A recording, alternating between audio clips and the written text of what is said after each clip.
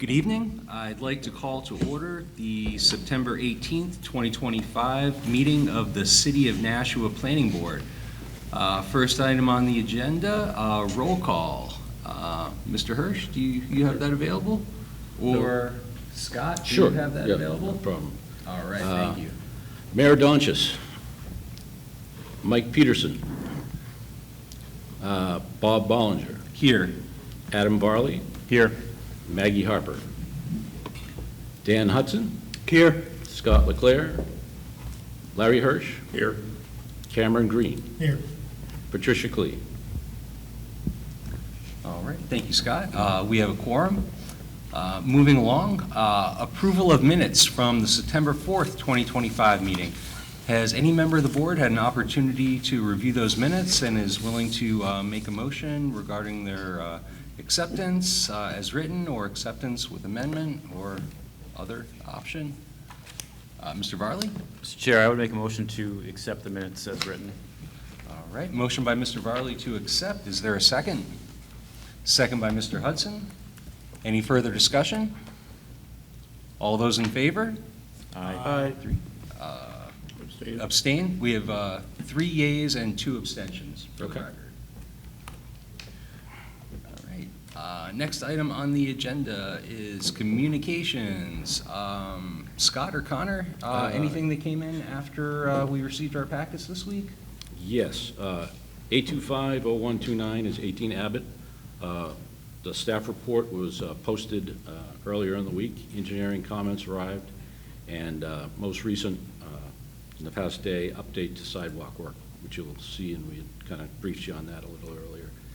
87 Deerwood Drive, engineering comments came in, and we have 2 other business, Sanders Street acceptance concerning right-of-way, and Major Drive tax-related payment. Okay. And that would be it. All right, thank you, Scott. Quick follow-up. Hypothetically, if you downloaded these materials, say after 4:30, or the most recent staff reports contained, You should be in the okay. online doc? Okay. Yes, yeah, you should Very be good, fine. thank you. All righty. Next item on the agenda, report of chair, committee, and liaison. I see Ms. Harper was not able to join us tonight. I don't have anything to add. Other input from other board members on any item? Okay, seeing none. All righty, we will be moving along then. Before we start our cases this evening, I would like to go over the planning board procedure. And it is as follows. After the legal notice of each conditional, special use permit, site plan, or subdivision plan is read by the chair, the board will determine if that application is complete and ready for the board to take jurisdiction. The public hearing will begin, at which time the applicant or representative will be given time to present an overview and description of their project. The applicant shall speak to whether or not they agree with recommended staff stipulations. The board will then have an opportunity to ask questions of the applicant or staff. The chair will then ask for testimony from the audience. First, anyone wishing to speak in opposition or with concern to the plan may speak. Please come forward to the microphone, state your name and address for the record. This would be the time to ask questions they may have regarding the plan. Next, testimony will come from anyone wishing to speak in favor of the plan. The applicant will then be allowed a rebuttal period, at which time they shall speak to any issues or concerns raised by prior public testimony. After completed, the public hearing will end and the board will resume the public meeting, at which time the board will deliberate and vote on the application before us. The board asks that both sides keep their remarks to the subject at hand and try not to repeat what has already been said. Above all, the board wants to be fair to everyone and make the best possible decision based on the testimony presented and all applicable approval criteria established in the Nashua Revised Ordinances. Thank you for your interest and courteous attention, and if I could kindly ask that you turn off cell phones or put them on silent mode, that'd be greatly appreciated. All right, moving on. First item on the agenda tonight, new business under site plans. Case A25-0125, property located at 87 Deerwood Drive. Has any member of the board been able to review this application and is willing to make a motion regarding the board accepting jurisdiction over this case. Mr. Varley, please. Yes, Mr. Chair, as to new business 825-0125, I would make a motion that the application is complete and ready for the board to accept jurisdiction. All right, thank you, Mr. Varley. Motion by Mr. Varley. Is there a second? Second by Mr. Green. Any further discussion? All those in favor? Aye. Board has jurisdiction. Go right ahead, Attorney Perlman. Mr. Chairman, members of the board, good evening. My name is Andy Perlman, attorney with Purdy & Perlman. Here on behalf of Ron LaTulip Management Limited Liability Company, with me tonight is Doreen LaTulip, the manager of the company. Mr. Chairman, we have a very simple request to the board tonight. We're seeking to amend NR 1394 to permit what's already on the site, and there's an apartment on the site, and we're just looking to amend the site plan to have the apartment approved. Ron LaTulip purchased this property in 1995, and at the time it was an office warehouse, and then he added an auto repair facility, his auto repair shop. Roughly in 2000, he converted the office to the apartment that's there today. And we lost Mr. LaTulip in 2021. Noreen LaTulip wanted to separate out the one electric meter for the entire building into 3 separate electric services. And come to find out, when Ron converted the office back in roughly 2000, he did it without any permits or approvals, and so that's what we're here for tonight.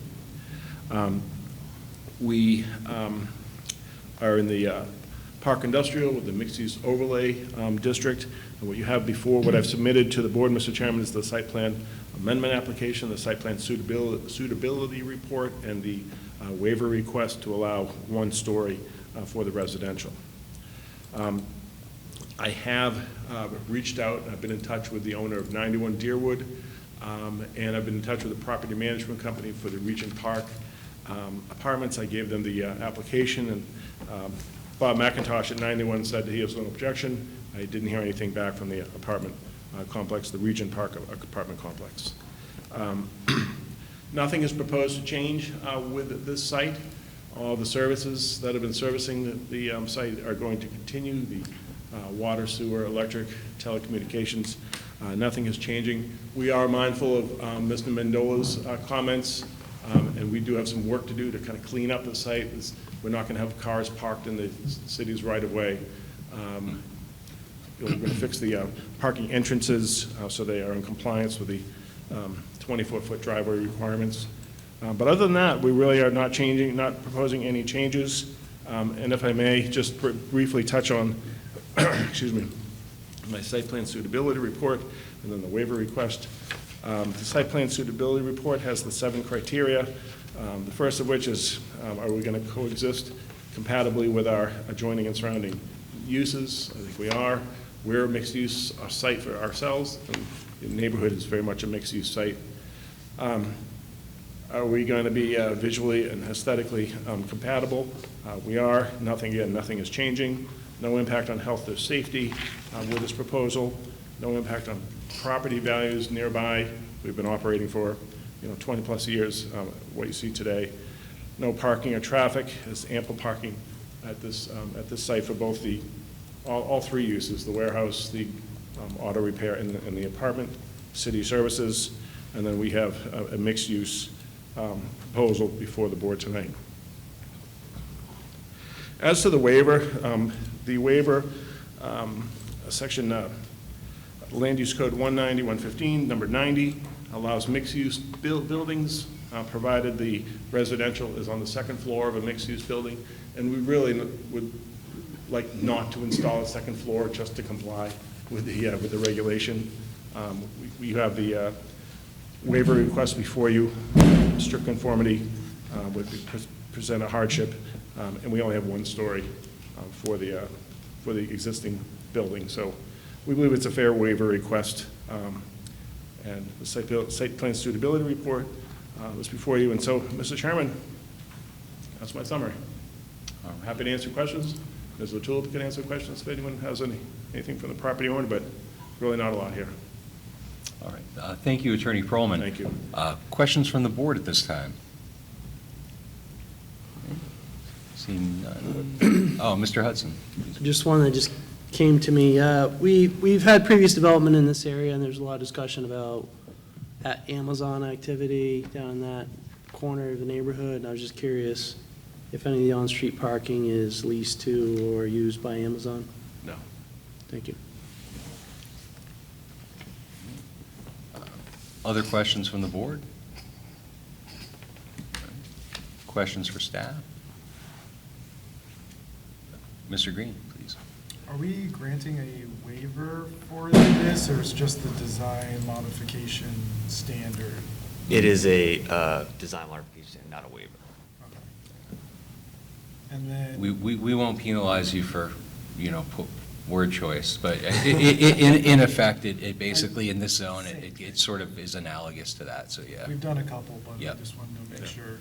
And then the questions from Joe Mendola, he specifically is referring to that 190-209A with the width, I think exceeding the maximum. Do you see any issues with that, Dan? No, I mean, if you look back at the site plan that's on file, there's a parking area right off the road that's been added, so my assumption is that'll be removed in some fashion.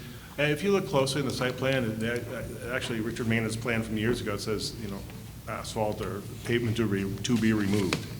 That wasn't done, so there's some cleanup for the site, but, and that's when I mentioned that we're going to be working to bring the driveways into compliance with the 24-foot requirements. That's what I was talking about.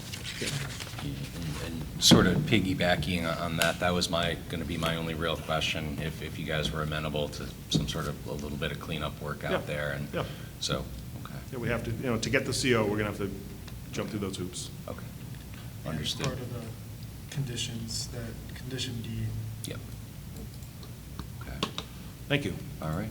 Other questions from the board, or, you okay? All right, we'll open up to I don't think I'm going to get an answer on this, but is there any member of the public that wishes to speak in opposition or with concern? No? Or in favor, just to finish the thought? All right, seeing none. And gentlemen, on my left, you're here for the second case, is that correct? Okay, very good, thank you. All right. So I think we'll close the public hearing at this point, go into our public meeting. My thoughts, I think I live the closest of any board member to the site, and I think it's a pretty benign request, honestly. I'm encouraged by the fact that the applicant is willing to work with city engineering staff to try to clean up what may be perceived as the one major deficiency with the existing access, but really beyond that, I personally wouldn't have any issue with the modification to the design standard. I think just on its face, having to tack on a second story to make it compliant is, I think there's a justification for not doing that. Really beyond that, if folks have ever driven past that area or kind of that south side of Amherst Street, you do get kind of an eclectic mix of uses back there, and obviously some have been grandfathered over time. So, so again, that's my thoughts. But if I'd love to hear back from the board if there's any additional input or thoughts to the contrary on that. Not to the contrary, but it's a less intense use in general, so I don't see a problem with using our modification to address the existing condition. Okay. Thank you, Mr. Green. Anything further? Other members of the board on this one? No? Okay. All right. I think if that's the case, then our next step, I think first, similar to a waiver, we would be looking for a motion with respect to the granting of the modification of design standards. Probably tackle that one first and then look at the overall application. But is any member of the board prepared to make a motion regarding the design standards. Mr. Green? I'd like to make a motion to grant modification of design standards as requested to allow residential use on the ground floor of a mixed-use building, which otherwise would only be permitted on the second floor or above. In granting this modification, we are using the rationale provided in the applicant site suitability report from August 1st, 2025, relief request letter, and finding that the application and associated suitability report address the relevant factors and meet the guidelines for the site plan evaluation under 190-23 E and F. All right, thank you. Motion by Mr. Green. Is there a second? Second by Mr. Hirsch. Any further discussion? All those in favor? Aye. All right, motion passes. Mr. Green, would you like to complete the thought? Before I do, Certainly. any modifications to the subsequent conditions? I see the letters noted September 17th. Do you want to add the year, or is that sufficient, the date there? Good catch. You could certainly make that an addition I'll just in your add the motion. date You could, change. yeah. Okay. Any other? I think that, my quick read, I think that would be the only one. I will make a motion to grant final site plan amendment approval, allowing residential conversion of a portion of the existing building outside into a single unit. Find the application meets the requirements outlined in 190-146D, subject to the following conditions in the staff report with condition, A through F, with condition D being modified for that letter to be September 17th, 2025.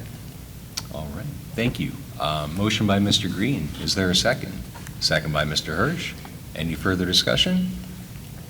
All those in favor? Aye. Motion passes. Thank you very much. Thank you. Have a good evening. Bye-bye.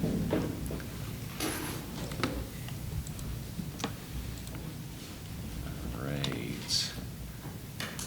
Next item on the agenda, under new business site plans, case 825-0129, property located at 18 Abbott Street. Has any member of the board had an opportunity to review this application and is willing to make a motion regarding the board accepting jurisdiction over this case?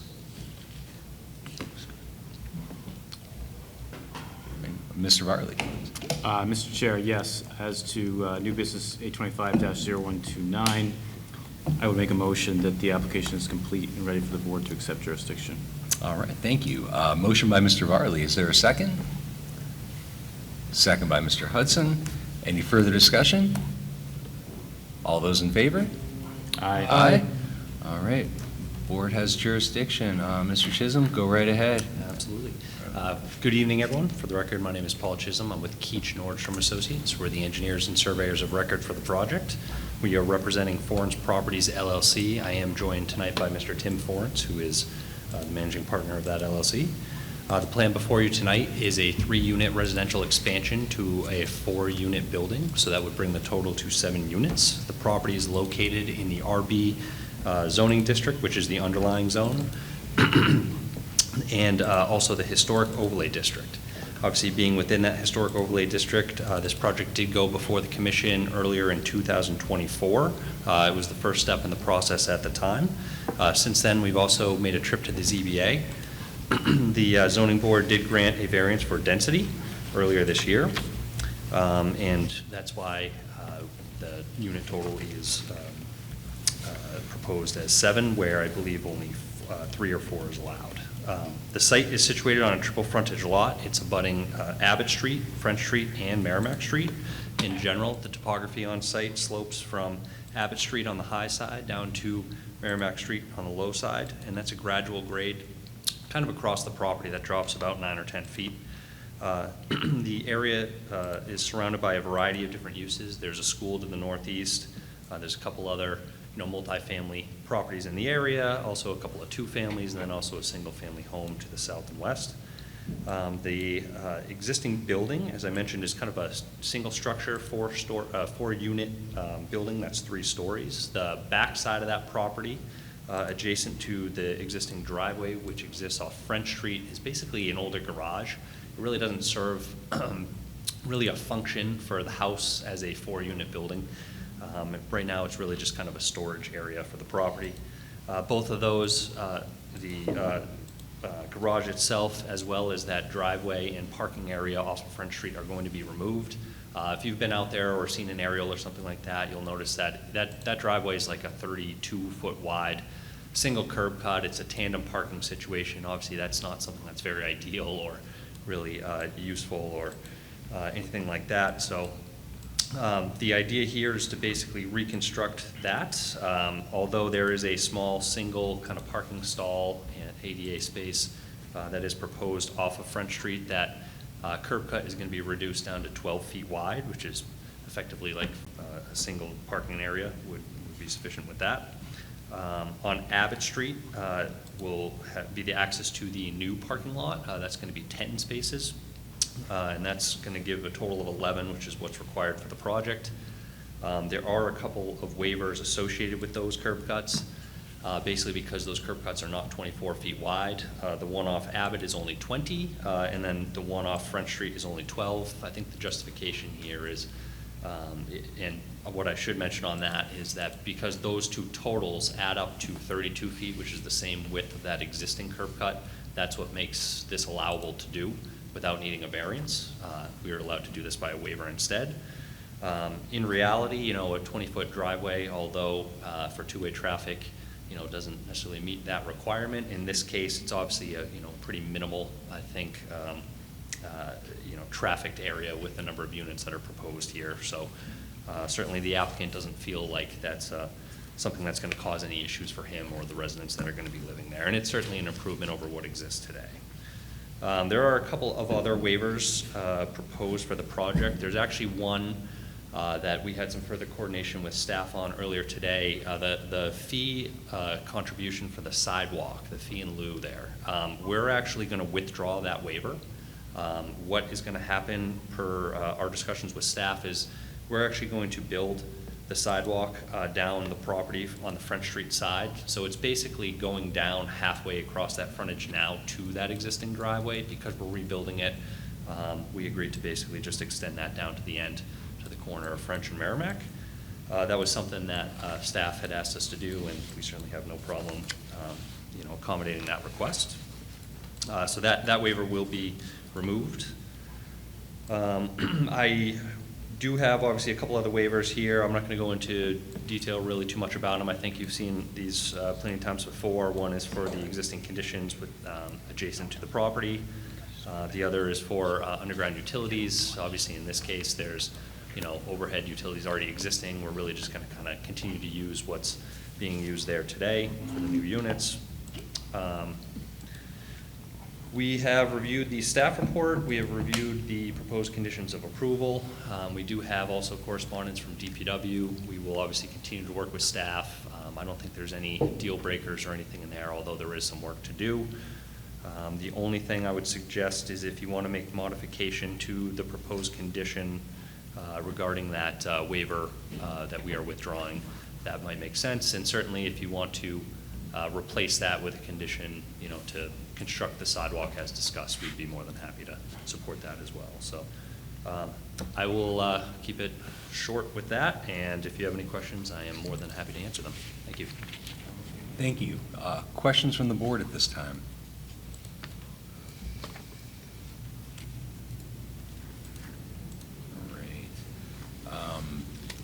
Just generally speaking, more comment than question on the waivers. I think C and E, particularly E, I guess, given your geographic location in the city, those are kind of things we deal with. So if D is sort of coming off the table, or at least being perhaps rewritten and replaced, I think if the city has an opportunity to construct sidewalk and you have an applicant that's willing to construct, I think that's a reasonable trade-off in that situation. I did just want to make sure, while Paul is still up there, did any board members have questions on the first two waivers, or was that sort of clear from how that was laid out, the swapping of the widths, and, okay, very good.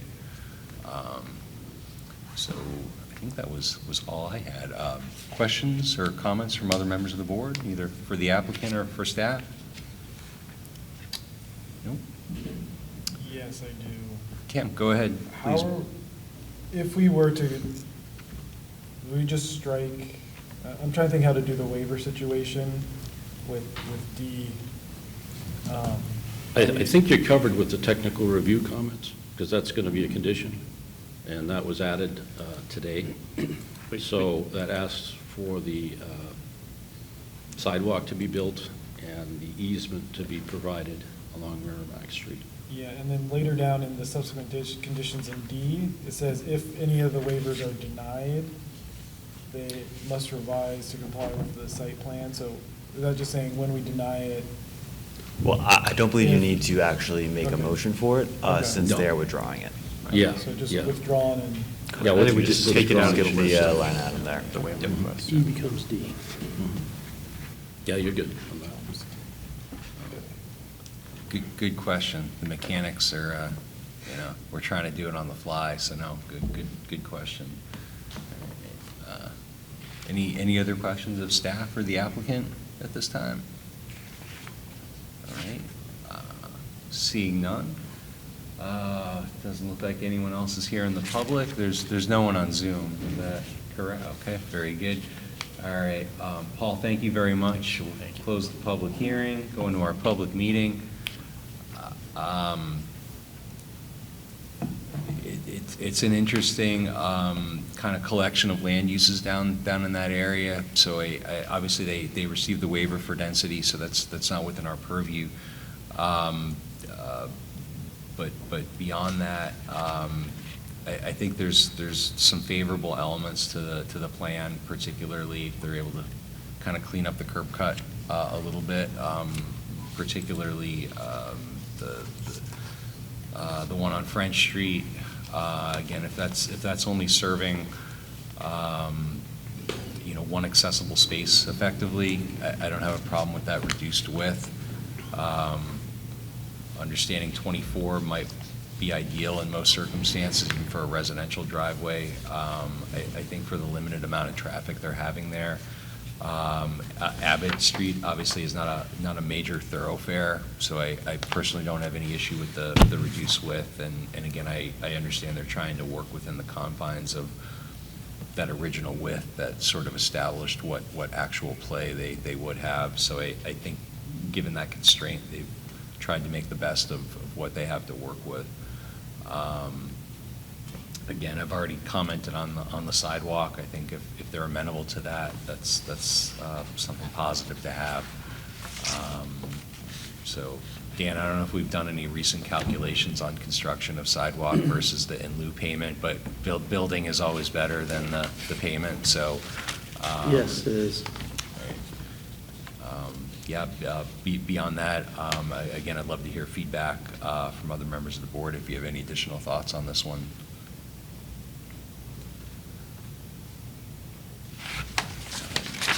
All right, very good. Well, if there are no other comments or questions at this time, I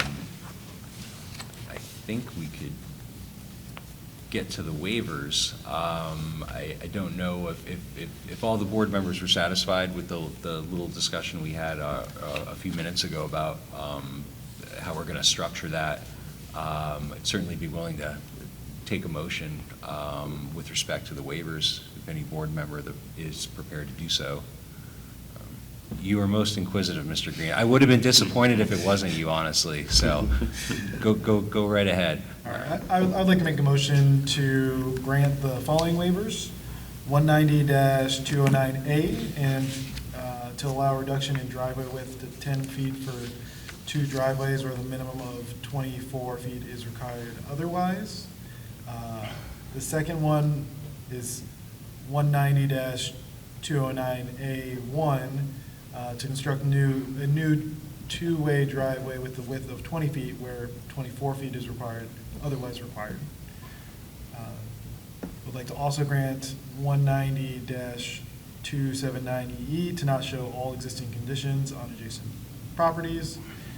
And then I'd also like to grant 190-221 to not place all utilities underground. In doing so, I am utilizing the criteria from RSA 674-36-2N and RSA 674-44-3E, as well as 190-148D to consider the rationale provided by the applicant in the attached waiver request letters dated July 30th and September 10th, 2025, finding that strict conformity would pose unnecessary hardship on the applicant and would not be contrary to the spirit and intent of the regulations, as well as the specific circumstances and conditions of the land indicate the waiver will properly carry out the spirit and intent of the regulation. All right, thank you. Motion by Mr. Green, is there a second? Second by Mr. Hirsch. Any further discussion? All those in favor? Aye. Motion passes. Would you like to finish the thought, Mr. Green? Before I do,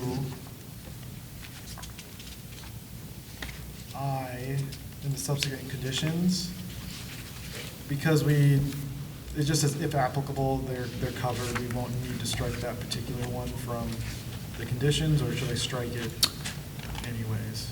I see what you're saying about the actual contribution. Is that what you're referencing? Yes. Yeah. I Makes think sense. staff opinion on that, could we strike I? Because you're more, if you're comfortable with striking Prior to it, the that's- issuing of building permit, the sidewalk contribution, if applicable, shall be If paid. applicable, I think we're fine. We can Says leave Yeah. it. if Whatever's applicable comfortable. takes care of it. Yeah. Whatever's comfortable, yeah, Okay. you All can- right, yeah. then I will make a motion to grant final site plan approval with the proposed building addition in 3 new units at 18 Abbott Street, finding that the site meets the approval criteria under 190-146D, and such final approval includes the subsequent conditions A through O listed in the staff report. All right, thank you. Motion by Mr. Green, is there a second? Second by Mr. Varley. Any further discussion? Mr. Hudson? Yes. Sorry I didn't catch this soon. I just noticed that the date of the letter is September 16th instead of 17th, so I'm requesting a change Okay. to condition B. Good catch. Mr. Green, would you care to amend your motion to? I would like to amend my motion to refer to the subsequent conditions A through O with the revision to subsequent condition B stating all comments in the letter dated September 16th, 2025 from Joe Mendola, Senior PE Staff Engineer, shall be addressed to the satisfaction of the Division of Public Works. All right, thank you, Mr. Green. Is there a second on the amended motion? Mr. second Varley? again. All right, any further discussion? All those in favor? Aye. Motion passes. All right. You're all set, gentlemen. Have a good evening. Sorry, no, it's my bad. I should have caught it. I know you were asking ahead of time each time, so that was good. Just fell short. But what are you gonna It's do? all right, we made it through, we got it, we got it. We got it. All right. All right. Next item on the agenda, review of tentative agenda to determine developments of regional impact. Has any member of the board had an opportunity to review the upcoming project and is willing to make a motion as to whether there is a regional impact involved? Mr. Hudson? Yeah, Mr. Chair, having reviewed the tentative agenda, I would propose that the board find no projects of regional significance. Motion by Mr. Hudson, is there a second? Second by Mr. Varley. Any further discussion? All those in favor? Aye. Motion passes. Next item on the agenda is 2026 meeting and deadline dates. This is offered for the board's consideration. I don't expect anybody to make a snap decision or motion tonight, just something to think about. If you see any obvious conflicts with holidays or school vacations or things like that. So obviously, we've got several weeks, if not a couple months, I guess, before we make a final determination. I do appreciate staff getting this out early, though.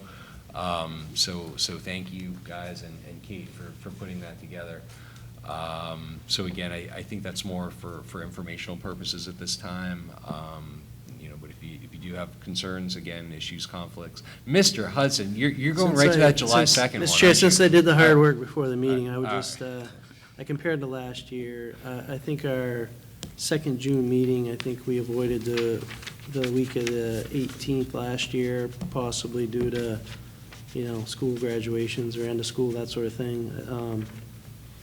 So I would suggest maybe that one could move to the 25th. And then July 2nd just seems like a poor day for a potential quorum, so I would suggest we move that meeting to July 9th. And again, maybe this is just for future discussion when other board members are here, but those were my initial thoughts. Yeah, again, just to build on that, Dan, the July 2nd was the one that stuck out to me. Yeah. I don't know if the next week is any better. If we had to have a July meeting, maybe it's the last Thursday of the month, potentially. Again, nobody's painted into a corner on this tonight. And then I think with the second June meeting this year, I think it was actually on the 19th, and some city staff, depending on what your bargaining unit is, some staff have the 19th off, and others do not. So, but understanding, to your point, conflicts with it's a busy time of year, so. I don't know. We'll have to think about that a little bit. I know traditionally we do have 2 June meetings. I don't know. We'll see what shakes out of that. But Yeah, certainly your feedback is a. I personally don't have school-age children anymore, so it doesn't make any difference to me. So, but yeah, I appreciate the discussion. And All right. This year, July 3rd fell on a Thursday, so. Luckily, we do have that extra buffer day built in, but it's still a difficult week. A lot of folks do take the whole week off there. So, again, I certainly again appreciate the feedback, and I would encourage all board members. Obviously, Ms. Harper isn't with us this evening, but I think we've got the luxury of time on this one. So, just take a look when you have an opportunity. So. I'll end that there. No formal action is required at the moment. Moving along under other business, Board of Aldermen referral, petition for amendment to petition for street acceptance, Sanders Street. Connor, did you care to give us an overview on this one? Sure, yeah, I can give you a Go right ahead, sir. overview. Yep, so this is a petition for street acceptance specifically on Sanders Street. There is a portion of the newly constructed right turn lane onto Canal Street, I believe, or is that Bridge Street? Bridge Street, thank you. So it's kind of a win-win for both the property owner and the city. The city wants it to be within the right-of-way to have, full control over maintenance, and the property owner, wouldn't want to have any risk of liability for accidents that occur on their property. So this is kind of just cleaning up the right-of-way to reflect infrastructure that's on the ground.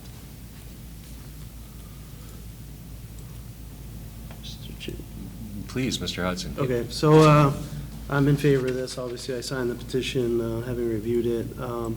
I just make one minor correction in that there is a maintenance agreement with the developer that developed on Sanders Street, that they maintain the roadway in terms of plowing and that sort of thing, but turning this right turn lane into public right-of-way does make sense for the other reasons noted. It is a kind of unique situation out there where there was an existing roadway of a width, some on-street public parking. The applicant had built some additional parallel parking along the street, which they will continue to own and maintain. So it's kind of a mixed ownership of right-of-way sort of treatment out there, but this and is kind of a minor cleanup item that came out of discussions with this developer. So we're in favor of it as noted. Dan, thank you for your input on that. Based on that comment, did you see anything in the language of the actual ordinance? Not that we're going to rewrite that here, but just if we needed, hypothetically, if we give this a favorable recommendation, do we need to add comments, just clarifying the maintenance element of this? Sorry to put you on the spot. No, that's fine. I don't think we need to add reference to that previous agreement. That agreement stands alone. I can't remember if it's with the Board of Aldermen or Public Works or exactly who it's to, but I don't see that this turns over responsibility to the city other than that it's city right away. So I don't think we need the specific reference. I just bring that up for Okay. everybody's information. Okay. Yeah, and I guess Connor and Scott, maybe this might be something I deflect a little bit to you guys, just one last reading, I guess, of the language before this goes. Again, I don't think we're trying to impress upon the Board of Aldermen how to work the language here, but if there's an existing agreement, obviously I think this is intended to arguably supplement that, so that the maintenance responsibilities that Mr. Hudson spoke to earlier, it sounds like they still stand. So as long as the language that the alderman ultimately put through is consistent with that, I think that would be at least my only comment. So Absolutely. We'll make sure of that. Great. So again, Dan, thank you. You have the most history with this one, so appreciate the context. I guess since we've kind of vetted that one out, is any member of the board prepared to make a motion? And again, this would be to either make a favorable or unfavorable referral to the Board of Aldermen with respect to this petition for amendment, or petition for street acceptance, rather. Mr. Varley, please. Yeah, Mr. Chair, as to the petition for amendment to street acceptance for Sanders Street, R-25-197, I would make a motion to make a favorable recommendation. All right, thank you. Motion by Mr. Varley. Is there a second? Second by Mr. Green. Any further discussion? All those in favor? Aye. Motion passes. I just realized, by the way, I think I included a reference to the next. Oh, yeah, numerically. Well, I think, That's fine. I think we're I good. think everybody gets the point. The obvious discussion was the Sanders Street property, so, all right, well, that just means you're gonna get called on for the next one. No, I'm just kidding. Next item on the agenda, last item under other business, Board of Aldermen referral, R-25-197, authorizing developer agreements with payment in lieu of taxes for Phase 1 of the Maynard Homes redevelopment. Connor, I imagine you're going to walk us through this one a little bit? Sure, I can try. All right. So, yeah, this is another referral for the Board of Aldermen. It's for the Maynard Homes project. And basically, it's, I believe, a common practice to, that the Nashua Housing Redevelopment Authority has done with the city for their redevelopment projects, but it's going to institute a payment in lieu of taxes, basically a upfront payment to the city, thereby reducing or vacating tax liabilities for the property with the agreement between the city and Nashua Housing Redevelopment Authority. All right, thank you. I guess my biggest takeaway on the matter, it's consistent with state law. Honestly, I'm not going to claim to be some expert on this proposition. I can't. Is this maybe the first one that this board has seen, or It may not be, I just can't recall if it, Did it come up with Braunstein, which became Monahan Manor? No. I don't remember. No, I don't think it coming did. up there. I mean, is there something unique where there are other pilot agreements that wouldn't come before the board? Or is that the expectation that any? Sorry, what was that? I'm saying, is there something unique about this where, or would we expect that every pilot agreement would come before the board? I don't know. Because Bob, I agree, I don't know. Yeah, yeah. It's certainly not something, if we've seen it before, it's not something we see regularly. Yeah, I'm unfamiliar how many times this has gone Yeah. Yeah, I'm for thinking referral. 175 East Hollis Street, that was also an affordable project, but privately. yeah. Good question, yeah, we'll have to research that. Yeah, and not trying to Okay. mix No, and no. match apples and oranges, but obviously being in certain like if it's a TIF district or something, like they have a set of rules. I think maybe just for the board's benefit, just having some basic understanding of which ones may have to come to us versus which ones do not. Particularly, again, if this is allowed statutorily, I don't think this board is looking to rewrite or reword state law. I think maybe just some clarification again on Sure. which particular potential future applications may, or again, is this because of a particular district or a particular density, or if there's some I other. think it's more so just the agreement or kind of the collaboration the city and the redevelopment authority is doing for this project. They're increasing the density for that site massively. And so I think with the housing mandate that, the master plan has, I think this is kind of one of the ways that making this project feasible potentially, or more feasible. Okay. Might be a new way of doing things too. I'm not questioning it, but by the way, I just think, again, for the benefit of the board, if we were to see this again, but I appreciate your input on that, though. So I guess that stated,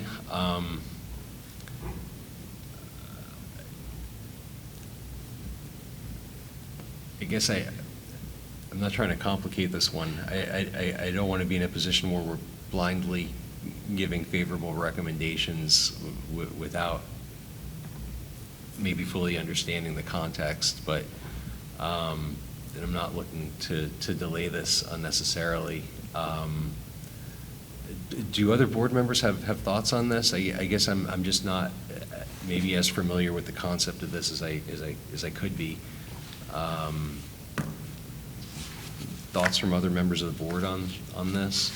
Yeah, when I was looking at it, I just noticed, the $0 for 26, 27, 28, and then the payment with compounding escalation. So, the city's still getting that payment. I don't know how it compares to taxes, so I would be hard pressed to give an actual recommendation or in favor or against said.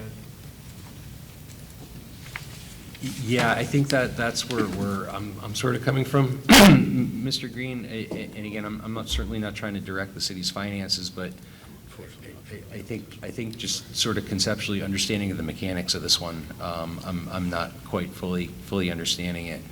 I don't know. I think I get the reason why it's being done, give them time while they're constructing to cash flow and provide lower income, higher density housing, but again, the actual mechanics, like I said. Yeah, again, I mean, Incentivizing. obviously specifically in the context here where it's the National Housing and Redevelopment Authority, that's sort of the tie, I think, in terms of the proposal. I mean, I would say based on the sort of overall context and the documentation we have, I would have no issue offering a favorable recommendation based on the judgment being made here.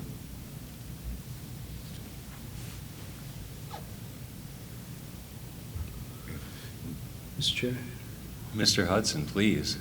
In further support of a favorable recommendation, I would remind the board that in addition to providing affordable housing, this development also constructs quite a significant drainage trunk line, which will run out from the wetland out back all the way to Burke Street, I think it is, and which will allow the city to tie into and expand our separated closed drainage system and whatnot in the area. So that's going to cost a bit of money, obviously, as much as I would like to get the sewer fees that are being waived here to the city's benefit. They are making significant investment in things that are to the benefit of the city, in addition to providing affordable housing. So there's a number of reasons why I think this makes sense, and I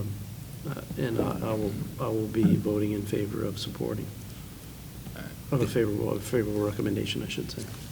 All right. Thank you, Mr. Hudson. I did forget about the improvement that you spoke of when this project was approved.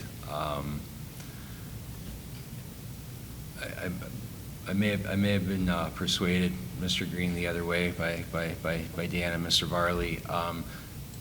That said, I guess just to put a bug in staff's ear, I think maybe just contextually having a better understanding of what that program implies. And obviously this project, it seems we're getting a major infrastructure improvement. Not that I guess they're all going to be structured like that, but I think just again, just trying to understand this process a little bit better, I think might be better for the board. So,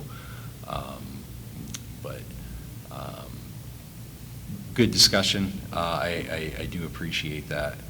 I guess with that being the case, are there further questions or further discussions on this matter? Okay. Is any member of the board willing to make a motion regarding favorable or unfavorable referral with respect to R25-197? Mr. Varley, please. Yeah, this time.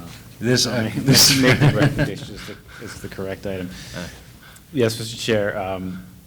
As to R-25-197, I would make a motion to provide a favorable recommendation to the Board of Aldermen. All right, motion by Mr. Varley. Is there a second? A second by Mr. Hirsch. Any further discussion? All those in favor? Aye. Aye.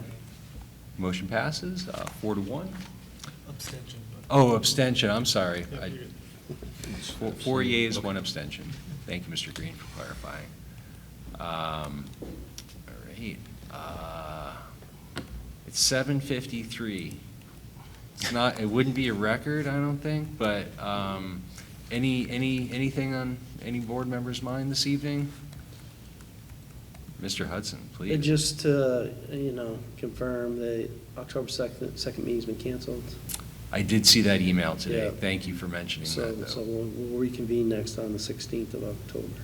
Correct. Correct. Thank you. Right.